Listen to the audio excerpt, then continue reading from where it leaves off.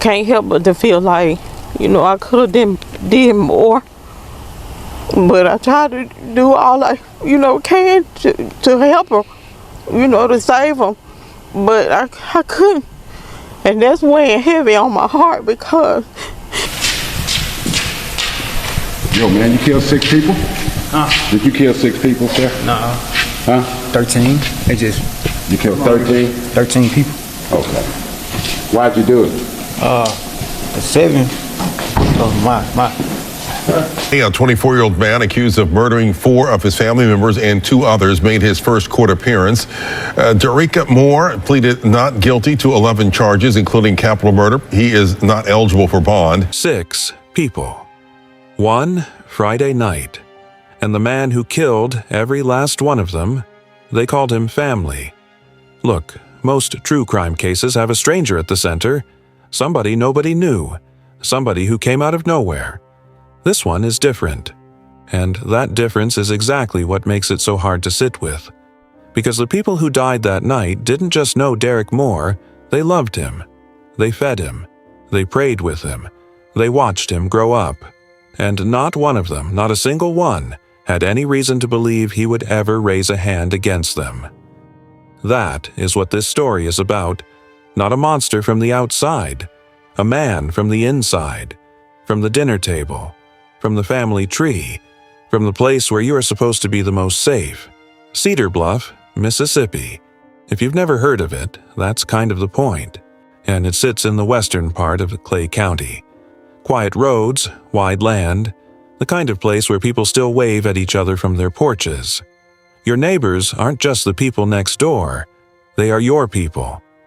In a town like Cedar Bluff, your family history is your identity. People know which land your grandfather worked. They know your grandmother's name. They know what church your family attends and which pew you sit in every Sunday. The Moore family had roots in Clay County that went down deep. Glenn Moore, Derrick's father, was 67 years old, a man who had spent his whole life in that county. Worked there, raised his children there. Glenn was the kind of man people described as solid. Not flashy, not loud, just there. Consistently, reliably there for his family the way a good father is supposed to be. Quentin Moore was Glenn's oldest son. 33 years old, hard-working, drove a silver Ford F-15.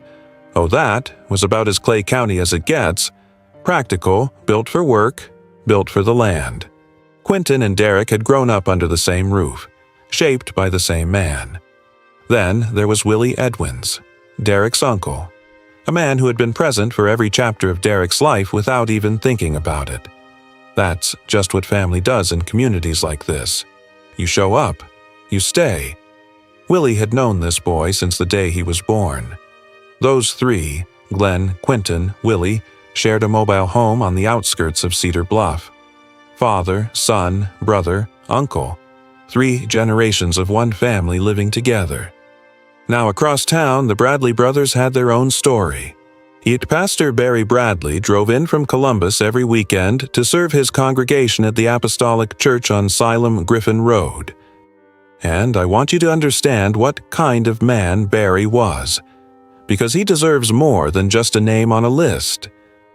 This was not somebody who just preached on Sundays and went home. Barry Bradley was the person people called when their life was falling apart, when a marriage was on its last breath, when a parent was in the hospital and the family needed somebody to just hold them together. He baptized their babies. He married their children. He sat beside people in the worst moments of their lives and made them feel less alone. That was Barry. His brother Samuel came with him on those weekends. 2 brothers, loyal to each other, loyal to the community they served. And then there was Makilia Gwynn, 7 years old, 2nd grade. She loved to draw. Her mother said she was the kind of child who could walk into a room and change the air in it. Pure, unfiltered joy in a little girl's body. Makilia was Derrick's 2nd cousin. Her mama was his 1st cousin. She had known this man, looked up to this man, her whole short life. On that Friday evening, every single one of these people was alive, going about their business like any other night. Maybe Glenn had the TV on. Maybe Quentin was in the yard. Maybe Barry was going over his notes for Sunday's message. Maybe Makilia was at the kitchen table with her crayons spread out in front of her, drawing whatever 7-year-olds draw when the world still feels safe. None of them were afraid, and I mean that. Not one of them had a single reason to be. Here is the part that law enforcement kept coming back to in the days after this happened. And it is the part that should make all of us stop and really think. Derrick Moore had no record, no prior arrests, no history of violence that had ever been reported to police. Sheriff Eddie Scott, a man with nearly 3 decades in law enforcement, stood in front of cameras after this and said plainly, Derrick Moore had never been on their radar. Not once. Not for anything. And the family said the same thing. People who had known Derrick his entire life. When they first told me, I just couldn't believe it. We understand that this was not Daricka. We are a close-knit family. This was not him. People who had sat across from him at the dinner table, worshipped in the same church, watched him become a grown man, said they never saw anything coming. Not a warning, not a sign, not a moment where they thought something was wrong with him. Now look, that doesn't mean there was nothing there. It means whatever was happening inside Derrick Moore, he kept it buried, hidden behind a face everybody trusted. And that is the most terrifying kind of violence there is. Because we are conditioned to watch out for the stranger, the outsider, the person who doesn't belong. We are not conditioned to fear the person who belongs completely, the person who has a standing invitation to your house, the person your 7-year-old daughter runs up to hug. What we know is this. By the time the sun was going down on that Friday, Derrick had already made up his mind. And the way the night unfolded makes clear that this was not some snap decision made in a moment of rage. He knew exactly where each person lived. He knew the roads between them. He knew who would be home and when. 3 separate locations. 3 separate sets of people. And he moved between them with a calmness that investigators would later describe as chilling. Nobody called 911 to report Derrick Moore acting strange that afternoon. Nobody flagged anything unusual. He wasn't speeding down the road. He wasn't making threats. He was just moving. Quiet, deliberate, like a man who had already decided how the night was going to end. And when darkness fell over Cedar Bluff, he started. The first 911 call came in at 6:56 in the evening. Deputies hit the road immediately. By 7:03, they were pulling up to a mobile home on the outskirts of Cedar Bluff. And what they walked into stopped them cold. 3 men, all dead, all shot in the head. Glenn Moore, Quentin Moore, Willie Edwins, father, son, uncle, gone. Right there in the home where they lived. That's the place that was supposed to be the safest 4 walls in their world. Law enforcement would later describe the scene as one of the most brutal Clay County had seen in recent memory. And these were not people who said things like that lightly. This was not a fight that got out of hand. There was no argument that escalated. These men were executed, in their own home, by somebody they had no reason to fear. And here's where it gets even harder to process. After Derrick killed his father, his brother, and his uncle, he didn't run. He didn't panic. He didn't sit down on the floor and fall apart the way you might expect a person to after something like that. He walked outside, reached into his dead brother's pocket, took the keys to Quentin's silver F-150, climbed in, and drove. Cool, calm, like a man with somewhere to be. Because he did have somewhere to be. He headed to Blake Road, to the home of his first cousin, the woman whose daughter called him family. He forced his way inside that house, and what happened next is the kind of thing that is genuinely difficult to say out loud. According to investigators, Derrick attempted to steal a child in that home, a 7-year-old, his own second cousin, Makilia Gwynn, the little girl with the crayons, the little girl who lit up every room, the little girl who had known this man her entire life. When that attempt failed, he shot her in front of witnesses. Her mother was in that house. Her siblings were in that house. And according to the sheriff, after shooting Makilia, Derrick Moore put that gun to the head of another child in that home, a child younger than Makilia, and pulled the trigger. Whether the gun misfired or he chose not to shoot, investigators were still determining. But the intention was there. Let that land for a second. He came into a house with children in it, attacked a 7-year-old, shot her dead, and then pointed that same gun at a child even younger before walking out the door. There are no words for that. There really aren't. Makilia's mother would stand at her daughter's funeral days later and try to describe who her baby was. Can't help but to feel like, I could have did more. But I tried to do all I, can to help her, to save her. But I couldn't. And that's weighing heavy on my heart because, it might have been more. What if I did this and what if I did that? It would have been, a better outcome. But I just don't know. I tried. A little girl who had never done a single thing to deserve what happened to her. And every person in that room already knew that. Because you don't need to know Makilia personally to know that a 7-year-old child deserves to live. Full stop. But Derrick Moore was not done. He left the stolen F-150 near the Blake Roadhouse and made his way to one final destination, Asylum Griffin Road, the Apostolic Church grounds where Pastor Barry Bradley and his brother Samuel were spending a quiet Friday evening together. Think about what Barry and Samuel were probably doing in those last moments. Two brothers, relaxed, maybe talking about the week ahead, maybe going over plans for Sunday's service. Barry had sermons to prepare. Samuel had family to get back to. They had absolutely no reason to be on guard when they heard movement at the door. Derrick forced his way in, and he opened fire. 2 more men dead. Barry Bradley, the man who had spent his entire adult life serving people, holding communities together, showing up for strangers and family alike, gone. Is Samuel alongside him? 2 brothers taken out together in the same place on the same night by a man their congregation had trusted. When you step back and look at the full picture of that night, it is almost too much to hold in your mind at once.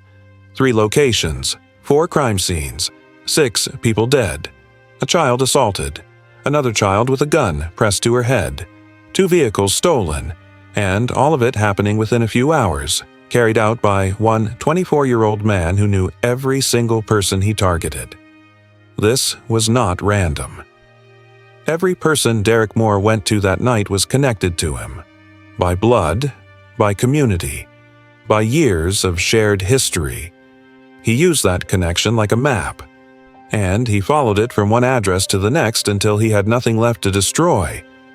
By the time the 2nd and 3rd 911 calls were coming in, and every law enforcement agency in the region was moving.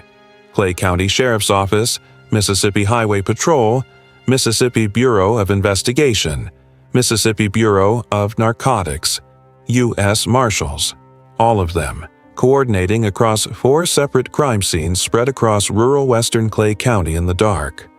And that last part matters, the dark.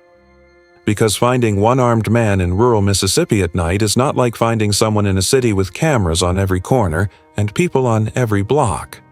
Out there, you've got back roads that go on for miles, wooded stretches where a person could disappear, homes sitting far apart from each other with no one in between. It is genuinely difficult terrain for a manhunt, and everybody working that night knew it.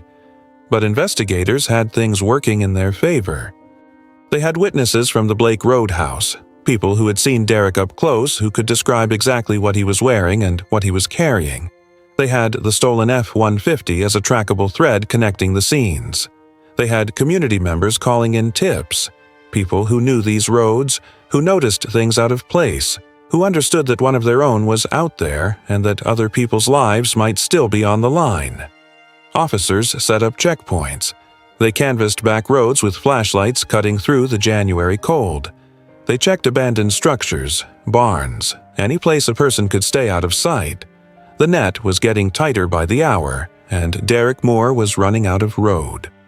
At some point after leaving the Bradley property, he abandoned Quentin's F-150, left it hidden behind the house on Siloam Griffin Road, which itself became another crime scene. He took a second vehicle from that property. That was the car he was driving when law enforcement finally closed in. About 4.5 hours after the first gunshots, Mississippi Highway Patrol officers, working alongside state and federal partners, spotted Derrick Moore at a checkpoint near the intersection of Pine Grove Road and Joe Myers Road, less than half a mile from where McKillia was killed. He didn't run. He didn't reach for a weapon. He just stopped and let them take him. No standoff. No final dramatic moment. The man who had moved through 4 crime scenes with terrifying calm surrendered just as quietly as he had operated all night. Officers placed him in cuffs and transported him to Clay County Jail, where he was booked on preliminary charges of first-degree murder. But the sheriff was already on record saying those charges were going to grow, because 4 crime scenes take time to process. Ballistics had to be tested. Witness statements had to be cross-referenced. Cell phone records had to be pulled. Surveillance footage from nearby properties had to be reviewed. The Mississippi Crime Lab took control of the scenes and began the slow, methodical work of building a case that could actually hold up in a courtroom. What forensics eventually confirmed was significant. The same weapon had been used across multiple scenes. That single detail alone tied the night together in a way that was impossible to argue against. One gun, multiple locations, one shooter, moving with purpose from one address to the next. In the days following the arrest, Sheriff Eddie Scott addressed the media again. The exhaustion on his face was the kind that sleep doesn't fix. He had been in law enforcement for nearly 30 years, and he said openly that this was one of the hardest cases he had ever worked. Good afternoon, everybody. My name is Sheriff Eddie Scott. I'm joined here today by Scott Colon, Ms. Trina Brooks from our District Attorney's Office, along with some of the employees of the Sheriff's Office. Briefly want to talk about an incident that occurred last night here in Clay County on January the 9th. We want everybody to understand that this investigation is in the preliminary stages. It's ongoing, and investigators are working 4 separate crime scenes. So understand the information is going to be coming, but it has to be thoroughly investigated before we make releases. Today I'm going to release you preliminary information, and please understand that some of this is subject to change as the investigation continues. But on January the 9th at 2026 at approximately 6:56 p.m., Clay County E911 received a call in regards to gunshot victims at 299 Blake Road in Cedar Bluff, which is going to be in the western part of Clay County. Deputies arrived on the scene at 7:03 p.m. The investigators revealed the following: that on January the 9th, Derrick Moore, as you see here on the screen to my left, black male aged 24, allegedly shot and killed Glenn Moore, age 67, Willie Ed Gewins, 55, and Quentin Moore, 33, at a residence located at 123 David Hill of Cedar Bluff, Mississippi. Upon arrival, deputies discovered the gunshot wounds to the head. The men were pronounced deceased by Clay County Medical Examiner. Moore then allegedly stole a Ford F-150, aluminum in color, belonging to the deceased brother, Quentin Moore. It is believed that Derrick Moore then traveled to 299 Blake Road, where we initially got the first 911 call. Once at that residence on Blake Road, Moore forced his way into the home and attempted to commit a sexual battery while armed with a handgun. At some point, Moore, in front of witnesses, allegedly shot and killed a 7-year-old female at the home. Upon arrival, deputies discovered the 7-year-old had suffered from an apparent gunshot wound to the head. The 7-year-old was pronounced deceased by Clay County Medical Examiner Alvin Carter. It is believed that Moore then fled to the residence on Blake Road in the stolen truck, and at some point traveling to 1965 Siloam Griffin Road in the western part of Clay County. During the investigations, Clay County investigators were directed to this Griffin Road residence by a 911 call. Upon arrival, investigators discovered the stolen truck hidden behind the house. While at the home, Clay County investigators discovered apparent forced entry to the rear of the residence. This led to the discovery of 2 deceased males. They were identified as Barry Bradley and Samuel Bradley from Columbus. Both men appeared to have suffered gunshot wounds to the head and were pronounced deceased at the scene by a Clay County medical examiner. At this point, law enforcement established a perimeter. Moore was later taken into custody without incident at the intersection of Pine Grove Road and Joe Myers Road in western Clay County. He was taken into custody by members of the Mississippi Highway Patrol, Mississippi Bureau of Narcotics, Mississippi Bureau of Investigation, the U.S. Park Service, U.S. Marshals, and other law enforcement agencies. Once in custody, investigators discovered that the vehicle Moore was operating had allegedly been stolen from the residence on Siloam Griffith Road where the 2 males were discovered in the house. Moore is currently charged with first-degree murder. That charge will be upgraded here shortly to capital murder, with additional murder charges forthcoming with conjunction with the District Attorney's Office. Clay County investigators are coordinating with the Mississippi Bureau of Investigations, the Mississippi Criminal Laboratory, and the Clay County Medical Officers and the District Attorney's Office. A preliminary hearing right now is scheduled for Monday, January the 12th, 2026 at the Clay County Court Complex. Again, that is subject to change. This safe apprehension of our suspect was only possible due to the assistance of our local, state, and federal partners who responded quickly to our community. I will say at this point, we do not know a motive for these acts. We are continuing to work with all our partners to complete a full and thorough investigation. Again, this is ongoing, and information subject to change. We're asking anybody out in the public that has any additional information to please contact the Sheriff's Office or the Golden Triangle Crime Stoppers with this. We want to say that we all lift our hearts in prayer for the victims and families. Again, this is really shaking our community. And for me, almost 30 years in this is one of the toughest ones we had to work. So again, our job right now is to thoroughly investigate, make sure that we get our District Attorney's Office everything that they need to prosecute. At this time, I'm going to turn it over to our District Attorney, Mr. Scott Cologne. Thank you, Sheriff. I want to reiterate what the Sheriff said. All of our hearts and prayers go out to the victims and the survivors of this really tragic, horrific spree of murders last night. There's no words that can console them, but just want to let them know they're in our hearts and our prayers, and that community is in our hearts and prayers. I do want to give a huge shout out to the Clay County Sheriff's Department and the different law enforcement agencies that assisted in the apprehension of this suspect and the investigation into his allegedly, at this point, horrific crimes. I have to tell you, when the sheriff briefed me about what had happened thus far last night, it really shook me, because this is the worst one I've seen in 10 years. It's the worst one. I mean, 6 people, innocent lives taken, just horrific. And as the sheriff said, these charges are going to be upgraded to capital murder. They're going to probably be more than one count, to be honest with you.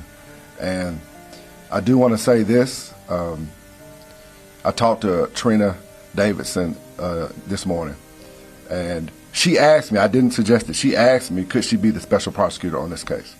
It worked very well, and it's working very well with the Oasis shooting, and we're really making great progress to going to trial on that case.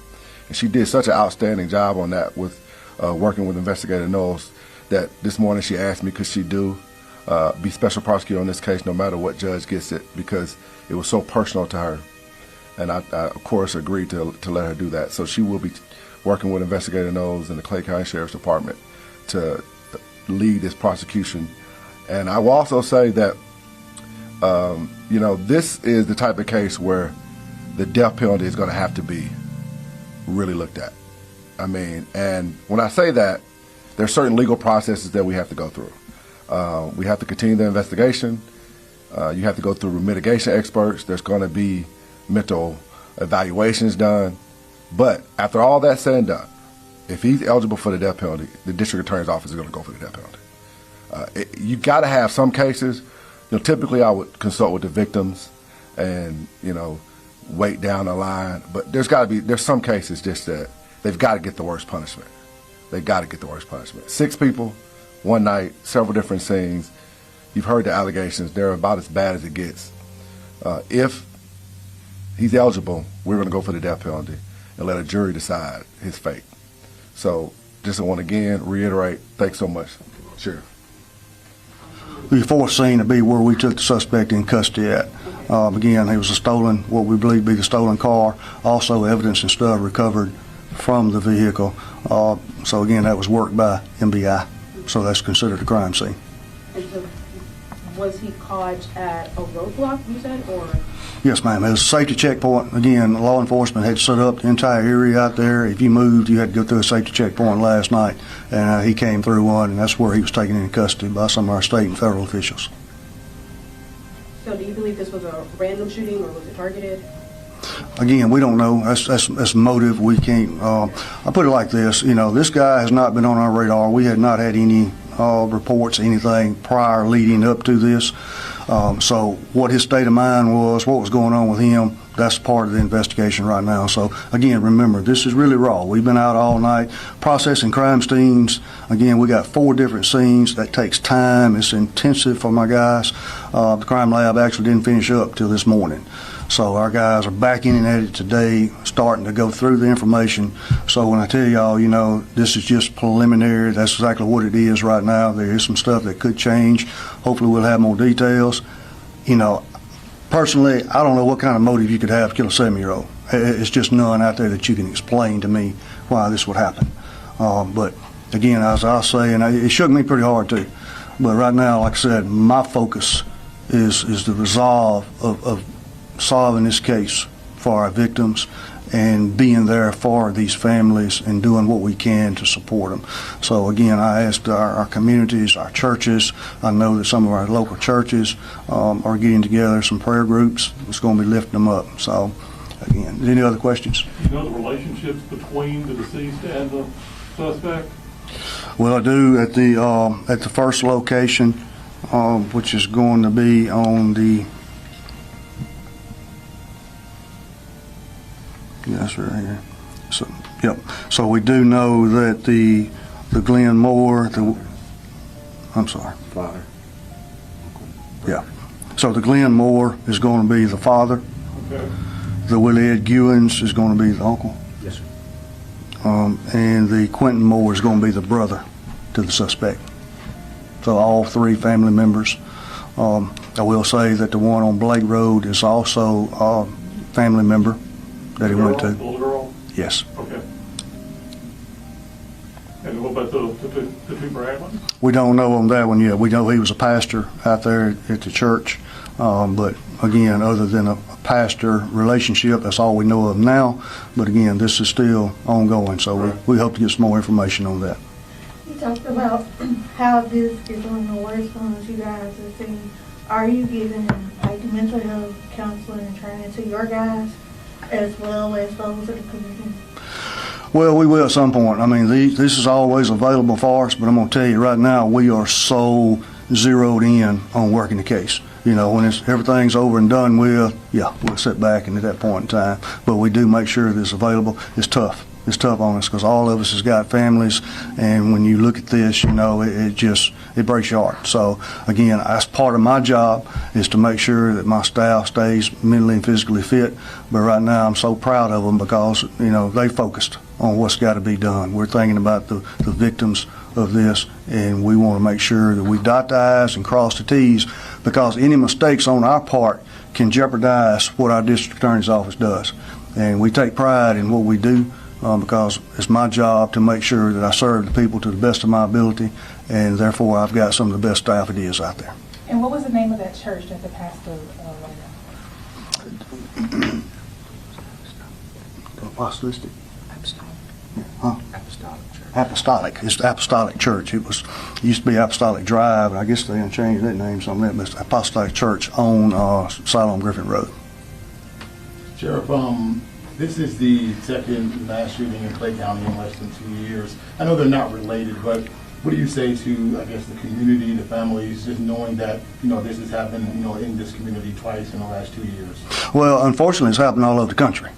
And that's what we're seeing, and we're put in a position where we have to be reactive. If we've got people on our radar that we can deal with on the front side, but when you got individuals that just show up and start shooting because they have disagreements or they don't like something for whatever reason, it's hard for law enforcement to stay ahead of that.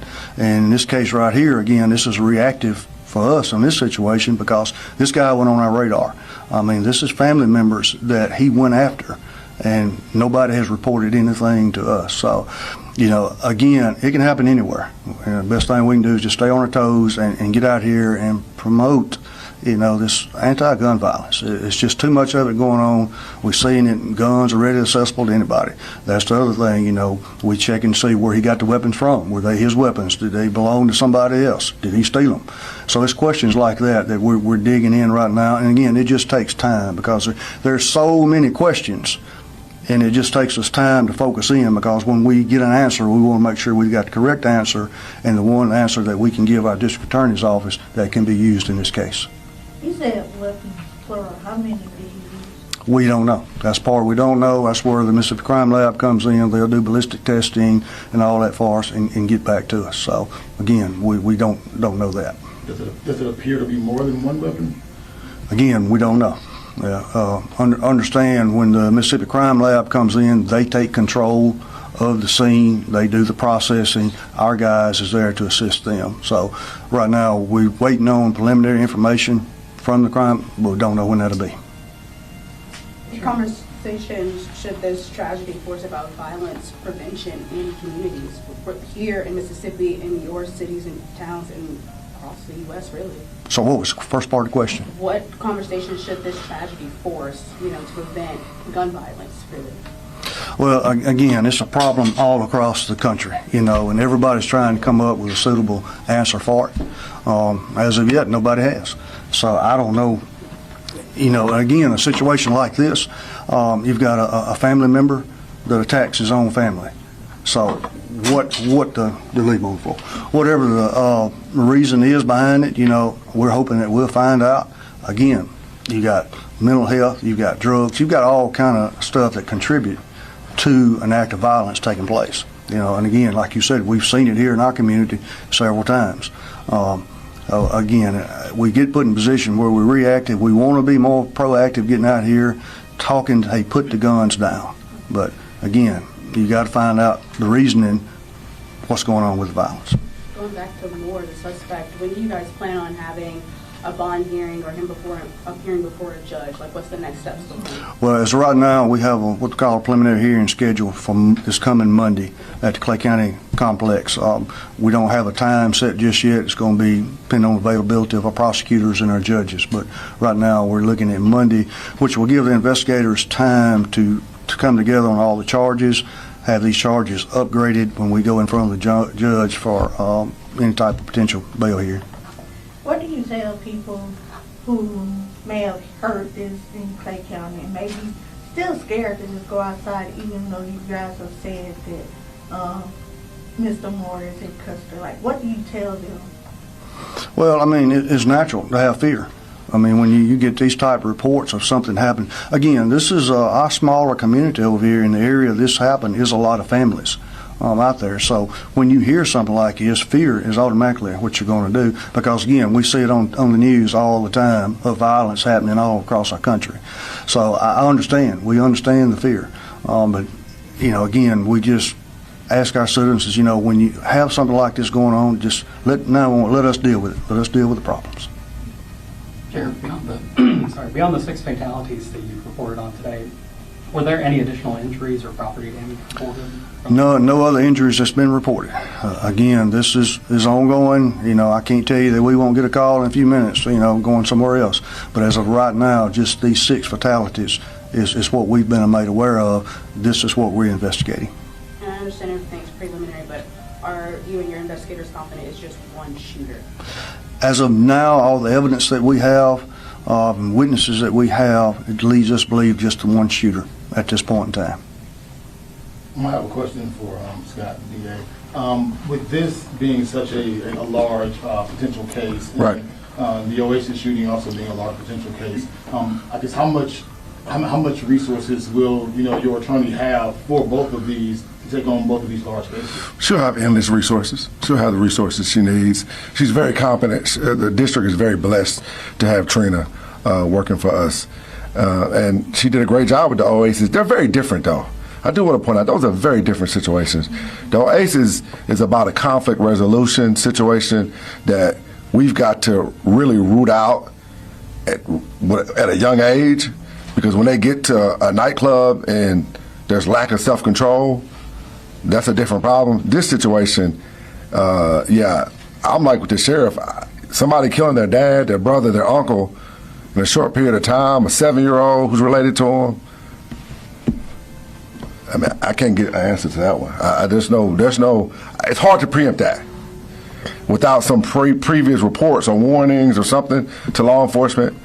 But she's gonna have everything she needs, and she works so well with the Clay County Sheriff's Department that we're gonna be in a very strong position. I'm very confident of that. And like I said, if it's eligible, there are some legal stuff we gotta go through. But if it's eligible, you can't have a case like this and not seek the highest punishment under Mississippi law. It's just, if you don't do it in this situation, then basically you're not going to do it. So this is just fits that criteria where it has to happen if eligible.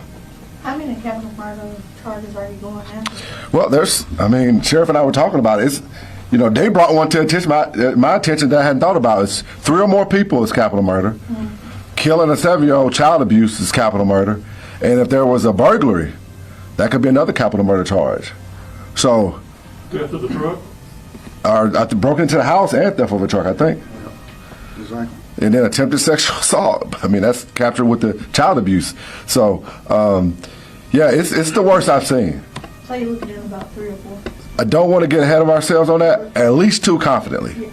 The third one, I'm feeling really good about it. But yeah, it's the worst I've seen. I never had, I don't know if many across the state, Sheriff or Chief Deputy, where you've had multiple capital murder charges. It's very rare that you get multiple capital murder charges. Especially with your own family members. Yeah, this is, I'd probably say even nationally, this is a very, very rare situation.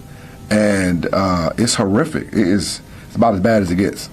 Thank you. When you say sexual assault, do you know which victim? Well, right now the sexual assault is coming from the one on Blake Road right now. So again, hopefully we can release some more information, but as of right now, that's pretty much about all that we can give y'all. Hopefully by Monday, when we get ready for arraignment, the investigators in the DA's office looks at the rest of the charges, get everything upgraded. Hopefully we can give y'all more detail concerning each charge at that point.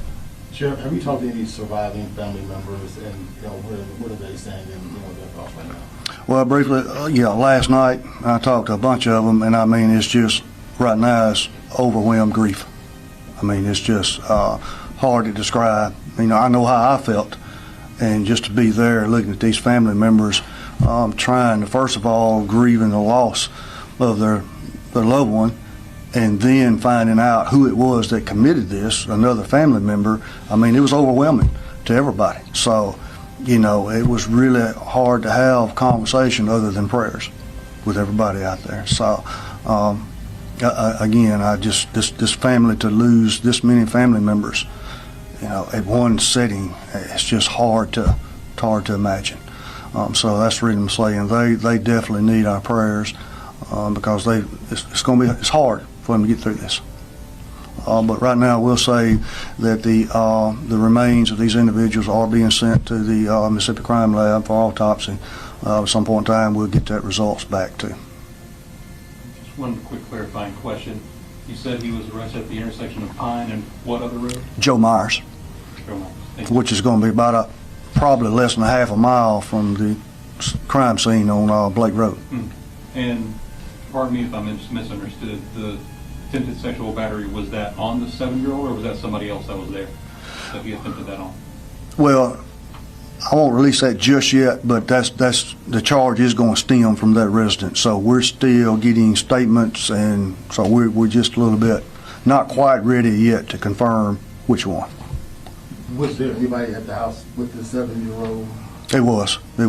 Her mother and some siblings. I will add this, and I didn't say initially, but according to the statements, after the 7-year-old was violently murdered, a weapon was stuck to the head of a small child in the house also. We're trying to determine whether the gun misfired or whether he did not shoot the child. That part we don't know. That's something else we're looking at. That's how violent it was. To shoot one and stick a gun to another one, who I think is going to be younger than the 7-year-old. So there was several, I think a total of 3 kids in the house along with the mom. So even with the tragedy, it's a blessing that he didn't do more damage than what he did before he got out of there. So clarifying question, that stolen vehicle, he drove that to all 3 locations or just? No. So the location on the Siloam Griffin Road where the father, the brother, and the uncle were killed, he allegedly took the truck of the deceased brother and drove to Blake Road. After he committed the crime at Blake Road, he left there and drove to Siloam Griffin Road where he allegedly murdered the 2 individuals, broke into the house and murdered them 2 individuals, and then he took one of their vehicles. That's what he was apprehended in on Blake and Joe Myers Road later on. So he stole 2 vehicles? Yes. We believe it's 2. Like I said, he had possession of the deceased brother's truck at Blake, and then again, we found it behind the house on Siloam Griffin Road. You had no prior run-ins with him for None. any reason? None. It was not on our radar for anything. Have you been called out to any of the homes that had been, that a crime scene has ever been called out to any of those for anything? No, again, I talked to the family out there at length last night, and they just never would have believed that he would be capable of doing anything like this. So again, not on our radar. This is reactive. There's nothing that could have been proactive on our part of it. Again, our heart just hurt. We hurt. So as far as I know, he just snapped. Well, again, investigators are having conversations with him. So again, we may not never know the motive. I'm hoping that we'll find out, but it'd have to be something drastic to commit this type of crime. At this point in time, he'll be appointed an attorney if he don't have one, also in a potential bail hearing. But my understanding, capital murder, there is no bond.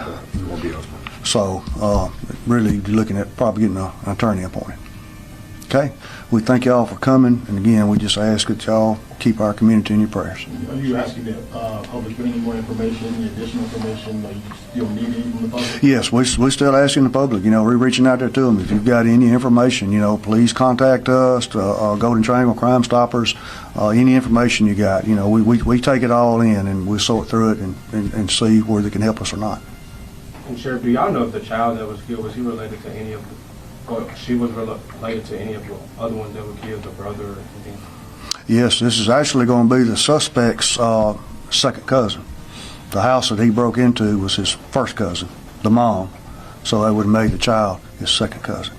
So again, you're looking at 4 family members that this man killed. And again, the association of the pastor and his brother, we haven't been able to determine that just yet. That's part of the investigation. Again, this pastor is from Columbus. We know that he come over on Friday, Saturday, and Sundays and stayed on the grounds of the church up there. So why he went there, at this point, we don't know, but we are actively looking for answers for that. Do you know the church that he pastored, if the family attended that church? It's my understanding, yes, the family did attend that church. Some of the members did attend. So the pastor apparently was well known to them out there in that area. One more quick thing on the time frame. Y'all first got the call at 6:56? Yes. What time was he apprehended? At 11:24. Yeah, it was somewhere right there. It was before 11:30, right around 11:24 when he was taken into custody without incident. Okay. We thank y'all for coming. Again, hopefully we'll have some more information from y'all. We want to be as transparent as we can, but again, some of the information that we just got to verify, and we just need time to work it, because again, there's 4 crime scenes. It takes time to go through this, and we're working with multiple agencies, including our crime lab, MBI, so everybody's got to be on the same page to make sure that, again, the facts that we provide is in true facts. And we can't afford no slip-ups, because whatever information we got in facts, our district attorney, he's got to have it to prosecute in court. So we got to make sure we're factual. Again, thank y'all for coming. I'm glad you give me some. Everyone in Clay County either knew one of the victims directly or knew someone who did. And through all of it, the crime lab work, the witness interviews, the charge upgrades being prepared, the one question that kept surfacing had no answer yet. Why? No motive had been established. No prior incidents had been reported. No argument. And no known dispute. Nothing on record that pointed toward any of this. The sheriff said it plainly. Whatever was going on in Derrick Moore's mind that night, law enforcement did not know. And honestly, that uncertainty made the whole thing even more unsettling for a community that was desperately trying to make sense of what had just happened to them. Because here is the thing about senseless violence. It does not give you the closure of a clear reason. It just leaves a hole. And the people of Cedar Bluff were staring into that hole, trying to find something to hold on to. 2 days after the arrest, Derrick Moore was brought into Clay County Circuit Court in shackles, deputies on both sides of him, and the room was packed. Family members of the victims, community members, media, all of them there to watch the legal process begin on something that still didn't feel real to most of them. Judge Jim Kitchens presided, and when the charges were read out loud, the weight of that list filled the entire courtroom. 3 counts of capital murder, 3 counts of first-degree murder, attempted murder of a child, attempted sexual battery, burglary, 2 counts of motor vehicle theft, 11 felony charges total, all from one night. In Mississippi, capital murder is a specific legal designation. It applies when a killing happens alongside certain other serious crimes. Sexual battery qualifies. Killing multiple people qualifies. The attempted assault on Makilia, combined with her murder, triggered a capital charge. The Bradley brothers' murders triggered another. The prosecution had multiple paths to the death penalty, and they made clear from the jump that they intended to walk all of them. District Attorney Scott Colon did not mince words. He told the press that in his 10 years he had never seen anything like this, and that if Derrick Moore was legally eligible for the death penalty after the mental evaluations and legal processes were completed, his office was going to pursue it. He said, "If you don't do it in this situation, then you're not going to do it." Assistant District Attorney Trina Davidson Brooks, who personally requested to be the special prosecutor on this case, was already working alongside investigators to build the strongest possible case. Under Mississippi law, capital murder carries no bond. Derrick Moore was not going home. He was not getting a bail hearing. He was going straight to a cell at Clay County Jail. And he was staying there until this case reached its end, however long that took. He entered a plea of not guilty to every charge. Judge Kitchens ordered a mental health evaluation, standard in cases of this scale, but also a clear signal of where the defense was likely heading. Family members had already started speaking publicly about Derrick's mental state, wondering if something inside him had broken, asking themselves if there were signs they had missed. The defense would almost certainly build their case around mental illness, possibly even an insanity argument. Mississippi law allows for that defense, but the bar to clear it is genuinely high. The prosecution's counter was already visible in the facts. Derrick Moore did not act like a man who had lost touch with reality. He moved between 3 locations with clear direction. He stole 2 vehicles sequentially to keep moving. He targeted specific people. He made decisions in real time, like leaving one scene and driving to another. That level of deliberate, sequential action points toward awareness, toward intent. And that is exactly what the prosecution was going to lean on. No trial date had been set at the time of this story. Capital cases move slowly by design.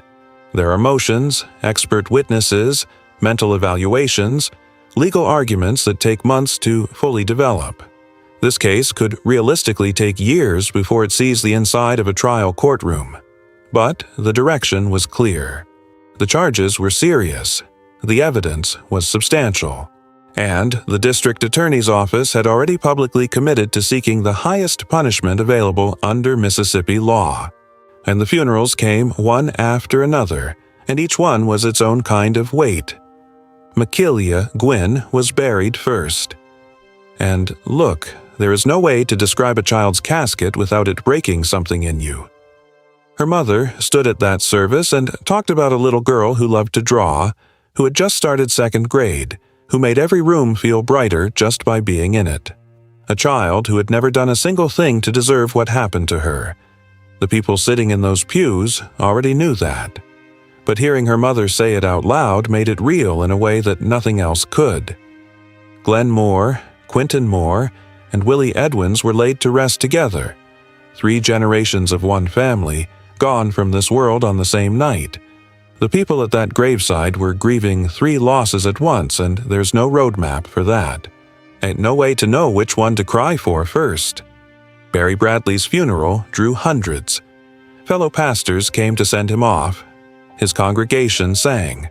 Person after person stood up and talked about what Barry had meant to them. The man who had baptized their children, visited them in hospitals, counseled them through things they couldn't tell anyone else. Samuel was mourned right alongside him. 2 brothers remembered together, the same way they had lived. And through every service, every eulogy, every moment of silence, Derrick Moore's name hung over all of it. The family members left behind were carrying something impossibly complicated, because some of them were grieving the victims, and at the same time, still felt a connection to the man responsible. Some called for prayer, not just for the people who were killed, but for Derrick too. And you might hear that and not know what to do with it. It might even make you angry, but that is the reality of family violence. It does not sever every bond automatically. It just leaves people holding grief and love and anger all at once, with no clean way to separate them. Makilia's mother channeled her pain into something. She became an advocate for child safety, determined that her daughter's death would push something forward, would mean something beyond the loss itself. The Bradley family established a scholarship fund in Barry's name, so that his legacy of showing up for people would keep going even after he was gone. Those are the kinds of responses that remind you that communities, even broken ones, find ways to carry their people forward, and Derrick Moore sat in a cell in Clay County Jail, waiting. Is the case still building around him? The family still living with what he did? Here is what this case ultimately asks us to reckon with, and it is not comfortable. Family violence does not always look the way we picture it. It is not always a romantic partner. It is not always something that builds slowly with visible warning signs. Sometimes it is a son, a brother, a cousin, someone whose face you know so well that the idea of fear does not even enter your mind when you see them coming. The people closest to us are the people we let all the way in. And in most cases, that closeness is exactly what it should be. Safe, warm, trustworthy. But cases like this one remind us that closeness can also mean vulnerability, that the person with the most access to your life is also, by definition, like the person with the most access to cause harm in it. That is not a reason to stop trusting people. It is a reason to pay attention, to take it seriously when something feels off, even if you cannot name it yet, to talk to someone, to not dismiss the small moments of discomfort as nothing, because sometimes they are not nothing. Cedar Bluff, Mississippi is going to carry this for a long time. Parents are holding their children differently now. Neighbors are checking in on each other more. The churches are fuller, and the community is doing what communities do when something unthinkable happens. They are leaning on each other because there is nothing else to lean on. 6 people are gone. A trial is coming. and the families they left behind are doing the hardest thing any human being can do. They are learning to keep living inside a grief that does not have an explanation. If this story stayed with you, if you believe that Makilia, Glenn, Quentin, Willie, Barry, and Samuel deserve to be remembered for who they were and not just how they died, subscribe to True Crime Tragedies. We cover the cases that matter, the ones that reflect something real about the world we live in. New stories every week, told straight, told with care. Hit that subscribe button and turn on your notifications. These people mattered, and telling their stories honestly is the least we can do.